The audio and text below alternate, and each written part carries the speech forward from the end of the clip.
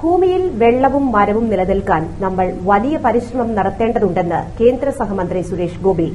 Petroleum പ്രകൃതിവാതക വകുപ്പിന്റെ ആഭിമുഖ്യത്തിൽ നടത്തുന്ന സ്വച്ഛതാ പഖ്വാത പ്രചരണത്തിന്റെ ജില്ലാതല ഉദ്ഘാടനം Ammadam saint Antony's higher secondary സ്കൂളിൽ നിർവഹിക്കുകയായിരുന്നു മന്ത്രി.